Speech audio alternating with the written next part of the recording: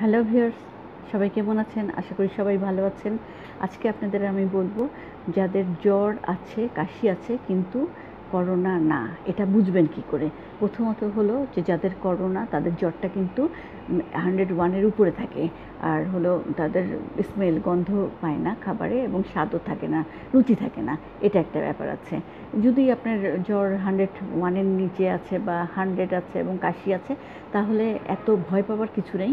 তবে অবশ্যই আপনাদেরকে টেস্ট করাতে হবে নিজের স্যাটিসফ্যাকশনের জন্য। তার আগ পর্যন্ত আপনারা যেটা করবেন সেটা হলো প্রচুর পরিমাণে ফ্রুট জাতীয় খাবার খাবেন।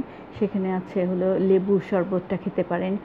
তারপরে যেহেতু কাশি আছে, একটু গরম খেতে পারেন। তার ভিতরে হলো রং চা খেতে পারেন, তার ভিতরে আদা দিয়ে খেতে পারেন, লেবু দিয়ে চা খেতে পারেন, দারচিনি দিয়ে চা খেতে পারেন, লবঙ্গ দিয়ে চা খেতে পারেন, তুলসী পাতা দিয়ে চা খেতে পারেন, কাঁচা হলুদ দিয়ে চা খেতে পারেন।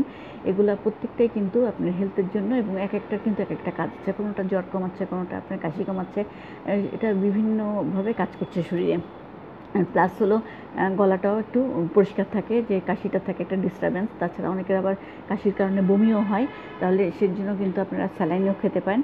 কিন্তু এটা নিয়ে একদম টেনশন করবেন না, ভয় পাবেন না। প্রথমত হলো যেহেতু গন্ধ পাচ্ছেন, খাবারেও রুচি আছে, সাথে জ্বর এবং কাশি আছে, সিজন চেঞ্জের কারণে হতে পারে, এই জন্য ভয় পাবেন না। তবে টেস্ট অবশ্যই করাবেন, অবশ্যই টেস্ট করাবেন। টেস্ট করার আগ পর্যন্ত আপনারা যে খাবারটা কিন্তু রীতিমতো নিয়ম মতো খাবেন, পুষ্টিকর খাবার খাবেন, ভিটামিনযুক্ত খাবার খাবেন। কারণ ভিটামিন বি এর অভাবে কিন্তু গা হাত পা ব্যথা হয়। জ্বর হলেও কিন্তু গা হাত পা ব্যথা হয়, মনে হয় মাসেল কামড়াচ্ছে, তারপরে মাথা ব্যথা হচ্ছে। এটা যদি 101 এর উপরে হয় তখন কিন্তু প্যারাসিটামল দেওয়া হয়। তবে অবশ্যই মনে রাখবেন, প্যারাসিটামলটা কিন্তু ভরা পেটে খাবেন, খালি পেটে খাবেন না। এটা কখনোই খালি পেটে খাবেন না। অনেকে কিন্তু একটু মাথা ব্যথা করলে পট করে একটা প্যারাসিটামল খেয়ে নিল, খালি পেটে খেয়ে নিল। এইটা কিন্তু কখনোই করবেন না। এতে কিন্তু নানা ধরনের কমপ্লিকেশন হবে, মানে জটিলতা দেখা দিবে। সেটার থেকে অ্যাভয়েড করার জন্য অবশ্যই ভরা পেটে প্যারাসিটামলটা খাবেন। তবে আমি বলবো যে 101 এর নিচে থাকলে পারে প্যারাসিটামল না খেয়ে যদি মাথায় মানে কপালে জলপট্টি বা মাথা ধোয়া যায় বা গায়ে স্পঞ্জ করা যায়, তাহলে কিন্তু জ্বরটা কমে যায়।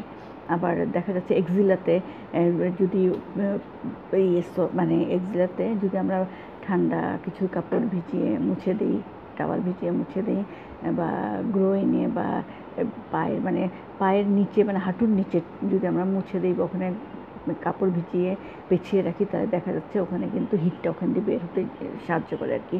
তাহলে এইভাবে কিন্তু জ্বর কমাতে পারি আমরা। ট্যাপ ওয়াটার দিয়ে অবশ্যই স্পঞ্জ করলে করাবেন। তবে 101 এর নিচে থাকলে আসলে স্পঞ্জের প্রয়োজন পড়ে না। মোটামুটি ওটা যদি একটু মেনটেন করেন চলে যায়। আর 3 দিন তো একটু দেখতেই হয়। খাবারটা ভালো মতো খেলে পারে, যেমন ভিটামিন সি যুক্ত খাবার খেলে পারে কিন্তু তাড়াতাড়ি ভালো হয়ে যাবেন। এই জন্য লেবুর শরবতটা কিন্তু খুবই উপকারী। তাছাড়া মালটা আছে, মালটা খেতে পারেন, তারপরে আনারস খেতে পারেন, জাম্বুরা খেতে পারেন। যে ফলে ভিটামিন সি আছে সেগুলা বেশি করে খেলে অবশ্যই ভালো হবেন। তবে যেহেতু অ্যাসিড, তো আপনারা অবশ্যই একটু ভরা পেটে খাওয়ার চেষ্টা করবেন এই ফলগুলি। আর ডিম খাবেন, ডিমটা কিন্তু রেগুলার খাবেন। আর শাকসবজি ফলমূল তো খাবেনই। এটা যদি আপনারা রেগুলার খান তাহলে কিন্তু আমার মনে হয় না ওষুধ খাওয়ার খুব একটা প্রয়োজন আছে, যেহেতু জ্বরটা 101 এর নিচে আছে। আর গরম খেলে তো কাশিটা এমনি চলে যাবে। তারপর ডাক্তার দেখায়, যদি নেগেটিভ হয় তাহলে তো আলহামদুলিল্লাহ, কোনো চিন্তা নাই, ভালো হয়ে যাবেন। একটু 2-4 দিন যাবে, এরপর যদি ডক্টর যে অ্যাডভাইস করবেন, যে মেডিসিন দিবে, যেখানে টেস্ট করাবেন, সেটা তো অবশ্যই আপনারা মেনে চলবেন, সেটা আলাদা ব্যাপার। কিন্তু ঘরোয়াভাবে যেটা আমরা করতে পারি, যে আমরা সুতি কাপড়ের ড্রেস, যাদের জ্বর হয়েছে সুতি কাপড়ের ড্রেস পরবে, তারপরে ফ্যান থেকে একটু দূরে, মানে যেখানে থাকবে ফ্যান থেকে একটু দূরে বেডটা থাকলে ভালো হয়। ক্রস ভেন্টিলেটার থাকবে, প্রচুর পরিমাণ বাতাস যাতে আসা যাওয়া করতে পারে সেই ব্যবস্থা থাকবে। এবং অনেক কাপড় চোপড় গায়ে জড়িয়ে রাখবে না, তাহলে ঘেমে আবার কাশি হয়ে যাবে, ওইটা ঘামটা গায়ে বসে যাবে। এটা ঘামলে পরে সাথে সাথে গাটা মুছিয়ে দিতে হবে। আর যদি বেশি ভিজে যায় তাহলে ড্রেস চেঞ্জ করে দিতে হবে। এগুলো মেনটেন করলেই আশা করি আপনারা সবাই ভালো থাকতে পারবেন। আজকের পর্যন্তই শেষ। আপনাদের বলছি আগামীতে আরও অন্য বিষয় নিয়ে বলবো। আমার কাছে রিকোয়েস্ট আছে মাইগ্রেন নিয়ে বলার জন্য। আমার টার্গেট হলো সবাই ভালো থাকেন। আমি বলবো, যদি আপনাদের আমার এই অ্যাডভাইসে যদি সামান্য উপকার হয়, তাহলে অবশ্যই লাইক করবেন, শেয়ার করবেন, সাবস্ক্রাইব করবেন, যাতে আরও মানুষ এটা জানতে পারে। এবং সবসময় তো ডাক্তারের কাছে যাওয়া পসিবল হয় না, ঘরে যদি আমরা কিছুটা মানে হোম রেমেডিস যেটাকে বলি কিছু করে যদি আমরা একটু নিয়ন্ত্রণে রাখতে পারি জ্বরটাকে, সেটা তো আসলে ভালো। তারপর তো আমরা ডাক্তারের সাথে যোগাযোগ অবশ্যই করবো। আমি কখনোই বলবো না যে ডক্টরের কাছে যেন না, অবশ্যই যাবেন, তবে একদম তৎক্ষণাৎভাবে তো আমরা যেতে পারছি না। সেই সময়টার জন্য আমার এই অ্যাডভাইসগুলো আপনারা অবশ্যই মনে রাখবেন।